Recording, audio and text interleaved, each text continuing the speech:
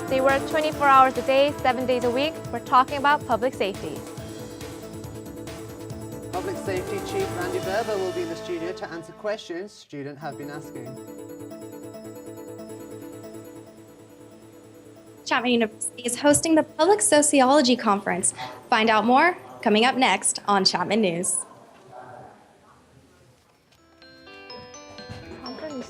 Prompter needs to roll fast.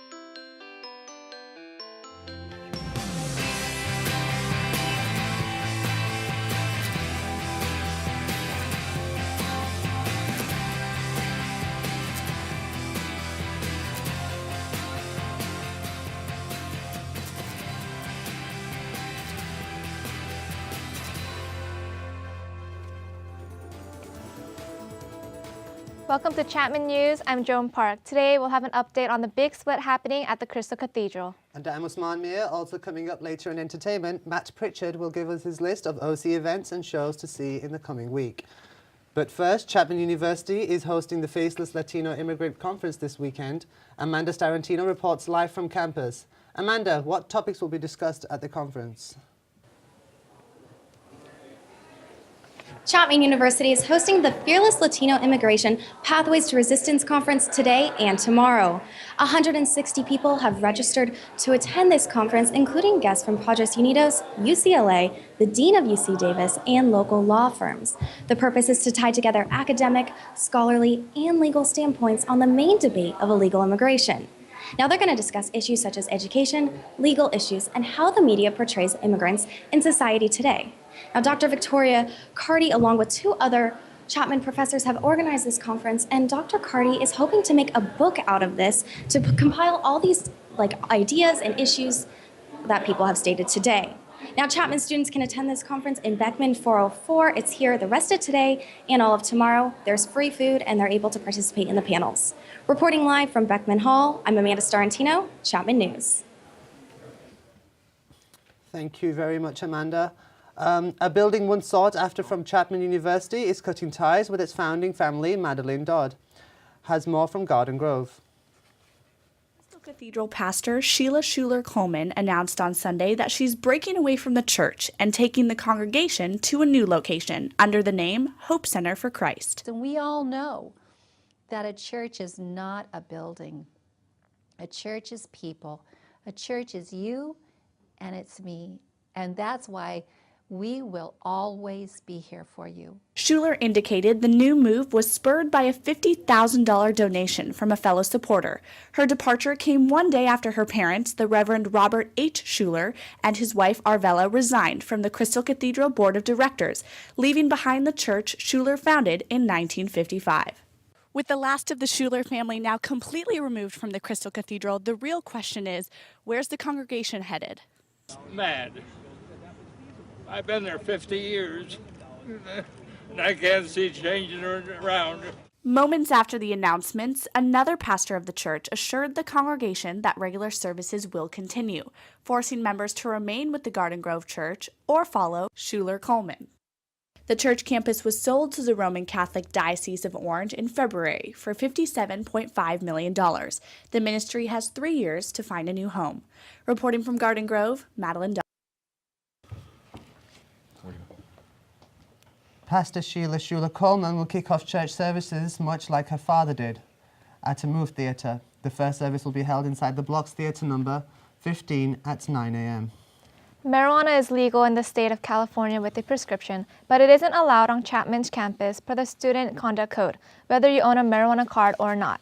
According to the Panther, public safety has had an increase of marijuana citations by approximately 63%.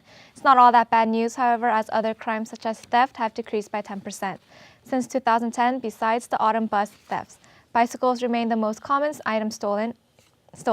Now, here to speak with us is the safety of the university. We have Chief Randy Berber. Thank you for joining us, Chief. My pleasure. So, Chief, how is public safety dealing with the marijuana citations? Well, typically we just deal with them on a case-by-case basis. When we get the calls, we respond out, and we call OPD if they don't have a card, a prescription, and OPD cites them.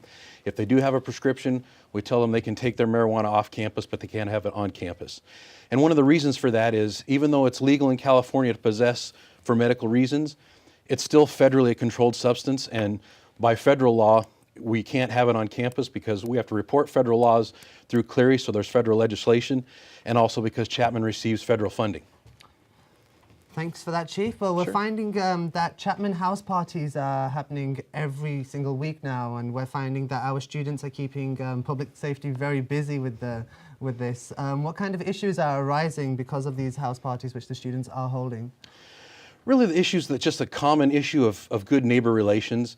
You know, Chapman's a prestigious university in the middle of an old neighborhood, and we're kind of learning how to live together and coexist. So some of the issues are just really the traveling back and forth to the parties, the noise. People have, you know, they need to sleep, they have children, they have jobs, and a lot of the students party on Thursday nights where people have to get up and go to work Friday, and they may leave trash, beer bottles, things while they're traveling from party to party. So a lot of it is maybe policing after yourselves, picking up your trash, not engaging in those types of activities, and getting to know your neighbors and kind of letting them know you're going to have a party. And it's a little give and take. And I think that's what we're trying to educate the students about.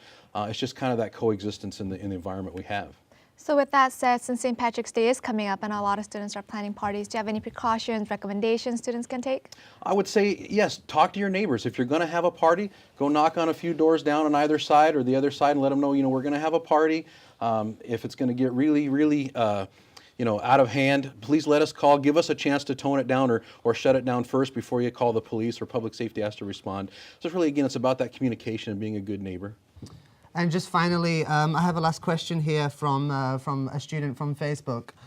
He asks, for those who get tickets on Chapman grounds from public safety, is there any actual legal responsibility for them to pay those tickets? I mean, I'm sure that's a common question you've been asked a lot of the time. Sure, we get that question a lot because we're a private university, but actually there is California legislation that allows us to have our tickets assigned to the DMV, so they actually have the same authority when they're written as a ticket written by the city traffic officer or a city police officer. They do have to be paid or appealed, and if they're not, if you just ignore it, it'll get attached to your DMV vehicle registration. So if you choose to ignore it, then when your registration comes due, you won't be able to register your car until you pay the fine. Chief Andy Berber, thank you very much for giving us your busy time. Absolutely, anytime. Thank you. The underwater's home crisis is a national epidemic, and locally, homeowners are feeling the financial burden. Kaylee Davis has the details on the crisis. It may not look this way, but many of these Orange County homes are underwater.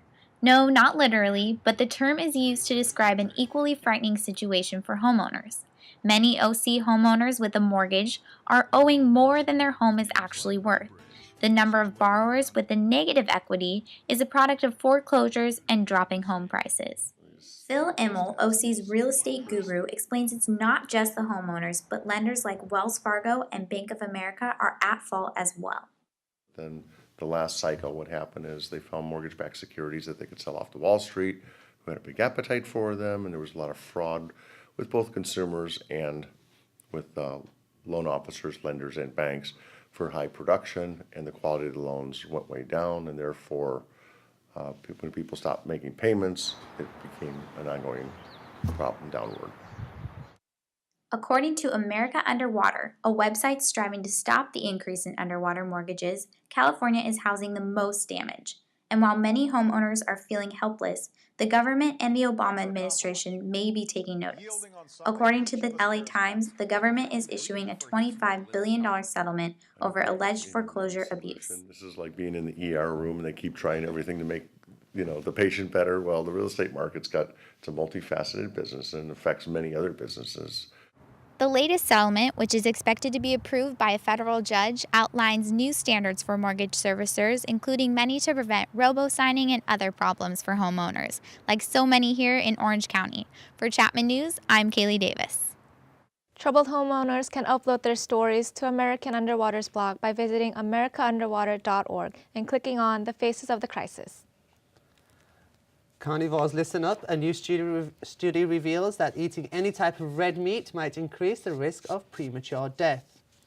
Over 100,000 adults participated in a 20-year study conducted by the Harvard School of Public Health. They found that people who ate 3 ounces of unprocessed meat every day increased their chances of dying sooner by 13%. Eating processed meat like bacon or hot dogs increases the risk by 20%, however beneficial. Critics of the study say that the results may be flawed, as participants were asked to recall their own eating habits from memory. Coming up next, Trent Schlom brings us the latest in Chapman's very own presidential race. And changes are coming to the weather. Majo, I hear you have a surprise for us. Reporting from a new location, find out where I am and your weekend forecast after the break.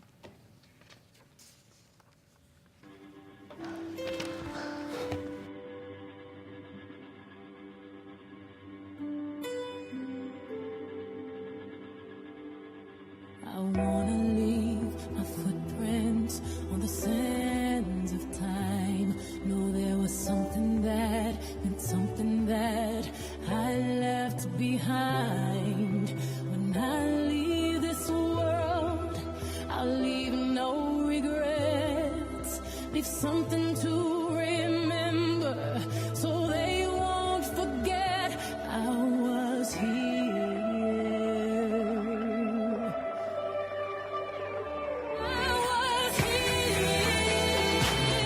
Every child follows a path in life. For many, that path will lead them to a door that gives them a place to grow, to learn, to belong.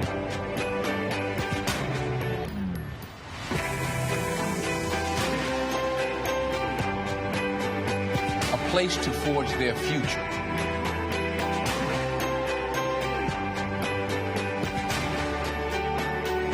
For 100 years, the Boys and Girls Clubs have opened this door for America's youth.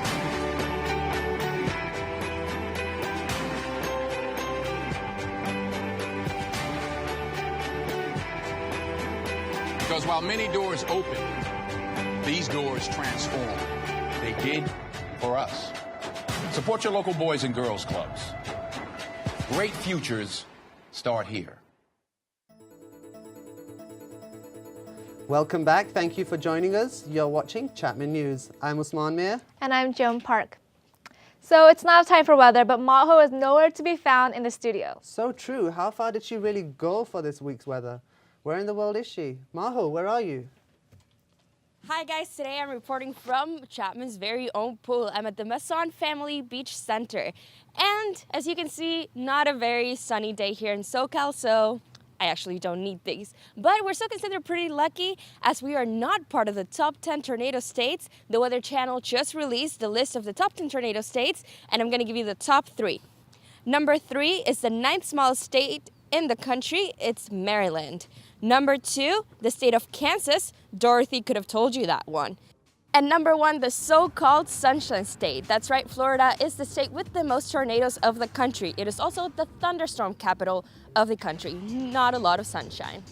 So after that, we cannot complain about the mere 1.2 inches of rain that we'll get this weekend. Let's take a look at our regional temperatures.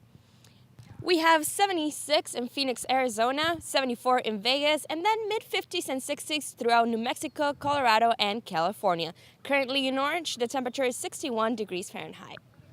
And get ready, here comes some bad news. We're going to have a cold and rainy weekend. Today we'll hit a height of 66 and a low of 53. Tomorrow, the luck of the Irish won't bring us any good weather. It'll be rainy with a high of 58. Similar situation for Sunday, rain all day with a high of 55, and the skies will finally clear on Tuesday. So bundle up and wear your rain gear this weekend, though I'm sure the rain won't ruin any of our St. Patrick's celebration. Joan, Usman, hope the weather doesn't ruin your weekend plans. Thanks, Majo. A little rain can't hurt, right, Usman? I don't mind a bit of rain, no. No, it's okay. Okay, so now we have a bit of politics by Trent Schlom. So what's the update in the GOP race, Trent? Yeah, thanks, guys. Rick Santorum's decline in recent weeks halts this week, now clearing a new path for himself with victories in Alabama and Mississippi, playing up his reputation as now the clear conservative choice. This campaign is about ordinary folks doing extraordinary things. Sort of like America. Sort of like America, going out there and exceeding expectations, going out there and defying the odds because we believe in something that's bigger than ourselves. That's what Mitt Romney finished.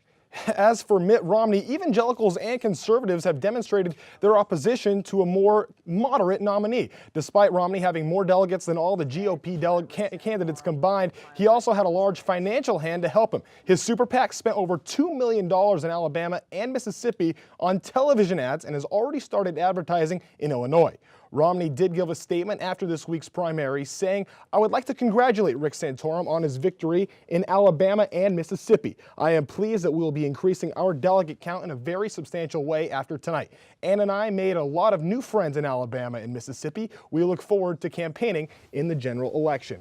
So here's the wrap on this week's primaries. In Alabama, Santorum won with 35% of the vote, with Romney and Gingrich even at 29%. While Ron Paul only at 5%. Santorum also won Mississippi with 33% of the vote, followed by Gingrich, then Romney. And finally in Hawaii, Romney gained 45%, Santorum in second, and Paul and Gingrich after that. The current delegate count shows Romney leading the pack with 495 of the delegates. Santorum trails with 252, Gingrich at 131, and Ron Paul with 48.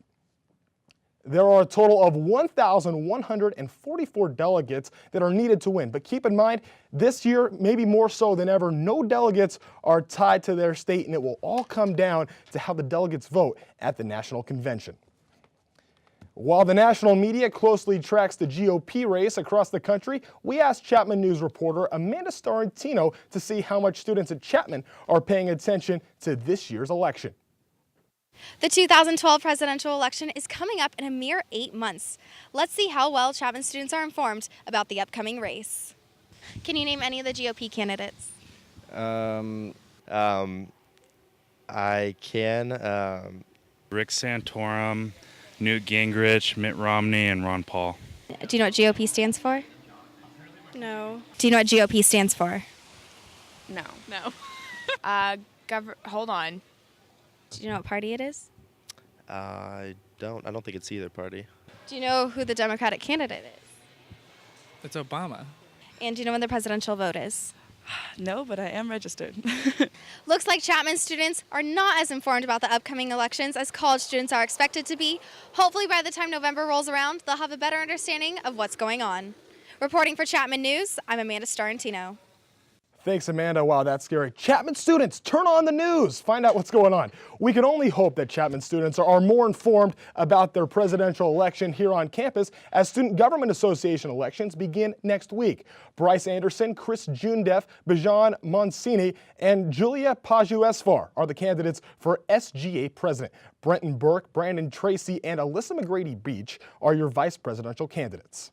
Voting takes place March 19th through the 21st. To vote, visit chapmanvotes.com for more information on this year's candidates as well as their biographies and personal statements. Visit chapman.edu/SGA and click on the Elections tab. Also, be sure to keep an eye on our Facebook page for updates. We'll bring you all of the election results next week. Guys? Thanks very much, Trent. Thank you. Thank you. This week marks the one-year anniversary of tsunamis that devastated the coast of Japan in one of the most powerful quakes Japan has ever seen. The 9.0 earthquake that shook the region of Tohoku destroyed the lives of many citizens. The rebuilding process has been slow, and the people of Japan took yet another hit Wednesday. Another earthquake jolted the coast of Honshu Wednesday. This time it was a 6.9 quake that rocketed the waters of Japan, where the Pacific Plate meets the Eurasian Plate in the Pacific Ocean.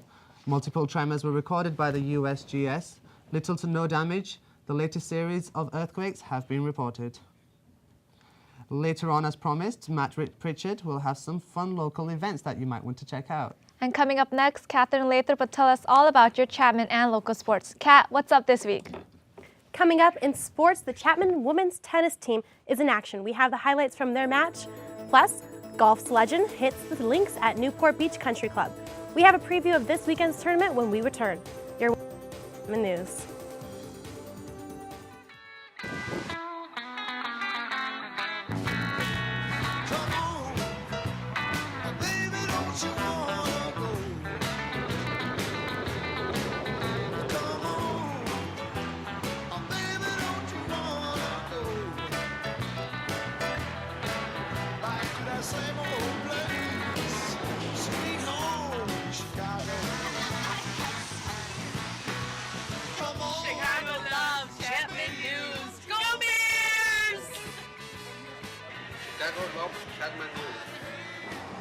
Chicago, home of the Stanley Cup champion Chicago Blackhawks, and this city loves Chapman News.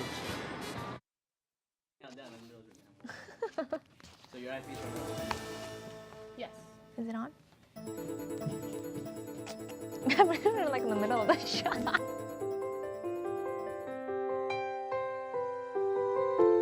Follow your dreams.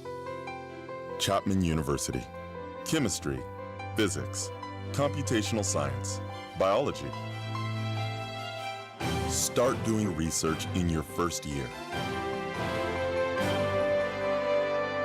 Soar to new heights. The Schmid College of Science at Chapman University. Explore. Thanks for tuning in. You're watching Chapman News. It's now time for the best campus sports show, and to update us on everything there is to know, Katharine Lathrop joins us. Katharine, so what do you have for us today? Hi, guys. Well, first, it has been a tough season so far for the Panther baseball team. At the beginning of the year, they were ranked number 2 in Division III. Since they've lost 11 of their last 13, they are 3 games under 500. Ace Brian Rao lost the first game of his college career, and they just got swept by Ithaca at home, when usually the New York teams are just happy to be in Southern California in March. Now unranked, the Panthers have a doubleheader tomorrow, desperately looking to turn their season around. Chapman women's tennis hosting the University of Rochester on Tuesday. Panthers looking to improve on their 4-3 record. They have just 1 win at home going into the afternoon. Early on in doubles, Amy Logan and Melissa Boyer chalk one up to the scoreboard, and there were more points to be found. In another doubles match, senior Cassidy Sarah and freshman Sophia Duong rallied to win a point against the Yellow Jackets. Sarah serves again for an easy score, follows with a 3rd serve in a row, this one to win the set, making their doubles record 5-1. The Yellow Jackets looked strong in singles as well. They win the match and improve to 5-3 overall. This weekend will be another busy one for Chapman Athletics. Let's take a look at where our Panthers will be in action. Saturday will be busy for Chapman Athletics. Women's water polo will host Utah's club team. Baseball is still looking to get their season on track. They'll host a doubleheader against Laverne. Women's tennis will host Bowdoin, and then on Sunday, softball will host a doubleheader against Whittier. Time for March Madness. Only one team in the South End in the NCAA tournament, Long Beach State. The Beach making their first tourney appearance since 2007. Casper Ware leading the charge. Early on, Ware drains the 3, LB by 6. Later in the half, James Ennis the steal and one-handed finish. Beach up 26-23. Lobo time. OC local Demetrius Walker finds Drew Gordon for the layup. Walker scores 9 in the first. Solid start for the J. Sarah grad. Lobos by 4 at the break. Second half, James Ennis again forces a turnover and slams it home. 61-59 Long Beach State. New Mexico would respond. Kendall Williams hits the long 3. Lobos take the lead back. Williams later drives, delivers the dagger. Teardrop for the win. New Mexico beats Long Beach State 75-68. The Lakers were busy as the NBA trades deadline passed Thursday, parting ways with the Laker legend. Less than 24 hours after scoring his 10,000th point with Los Angeles, Derek Fisher is now a Houston Rocket. The Lakers made 2 deals before the deadline. Cavaliers backup point guard Ramon Sessions was the key piece coming back to the Lakers in a deal that sent Luke Walton, Jason Capono, and a first-round pick to Cleveland. The improvements do come with a heavy heart as Lakers captain Derek Fisher will no longer wear the purple and gold. Neither Fisher or his good friend Kobe Bryant spoke to the media on Thursday. Professional golf returns to Orange County. This weekend, the 33rd annual Toshiba Classic is underway. Trent Schlom gives us a preview of what to expect at Newport Country Club. Trent? Golf's greats driving out in force to Newport Beach Country Club for the Champions Tour's second longest running event, the Toshiba Classic. Yesterday, some privileged fans played with the pros in a tune-up for this weekend's tournament. It has a really good carnival-type atmosphere here. People are happy and nice to be out in the fresh air and enjoy some quality golf. Quality golf and expectation. The field includes 7 members of the World Golf Hall of Fame, and 21 of the players have won at least one major championship. But just like any other year at Newport, the greens are the story. Generally, you have to be kind of cautious around these greens here and again, put it underneath the hole. But when you get hot, the balls just seem to hunt the hole. Another factor, this weekend's impending storm. Saturday's play is expected to start 2 hours early in anticipation of rain. Reporting in Newport Beach, I'm Trent Schlom, Chapman News. Thanks, Trent. Here's a look at the latest from today's play. Jim Colbert is leading at 3 under after 4 holes. Hal Sutton, a notable name on the leaderboard. This is the latest from the Toshiba Classic. We will have the final results next week. And for the football fans, Peyton Manning still has not made his decision on where he will play next season. Yesterday, Tennessee offered the quarterback a lifetime contract. Arizona and Denver remain in the mix. We will bring you the latest as it breaks. That's going to do it for sports, guys. Back to you, Joan and Usman. Thank you. And we finally bring you what we promised. That's right. Matt Prichard gives us a preview of what we'll see in entertainment. Coming up on entertainment, Zac Brown Band pays a visit to Southern California, and the Chapman Theater Department is already feeling those sweet summer vibes. We'll have all that and more when we return. You're watching Chapman News.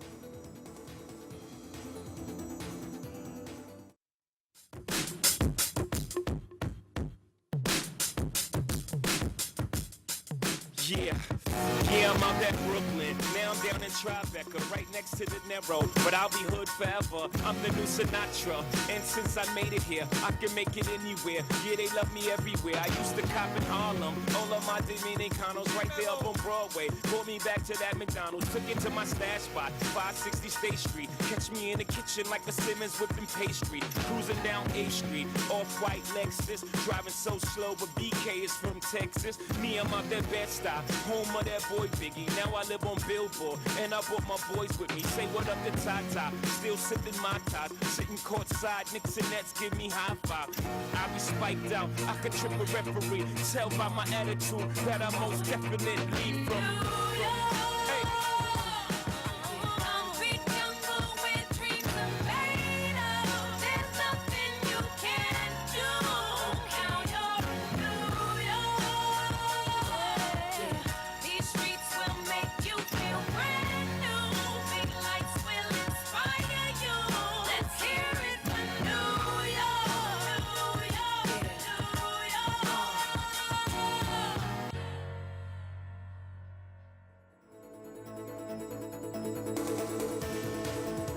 Welcome back, Panthers. I'm Joan Park. And I'm Usman Mir. For weeks, we've been bringing you news all the way from Hollywood. This week, we're going local. Matt Prichard has found your perfect weekend plans, all within driving distance. Right, Matt?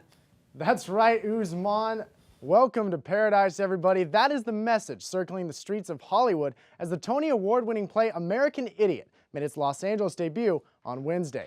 Based on the popular punk album from the band Green Day, American Idiot premiered on Broadway in 2009, and 2 Tony Awards later, the star-studded show makes its way to the West Coast, where it will play continuously at the Almonson Theater in Hollywood. Tickets start at $55. The Chapman Theater Department is also launching a new play that opened Thursday in the Waltmart Theater. Emily Villa has the story. Spring may just be blossoming, but in the Chapman University Theater Department, it's summertime.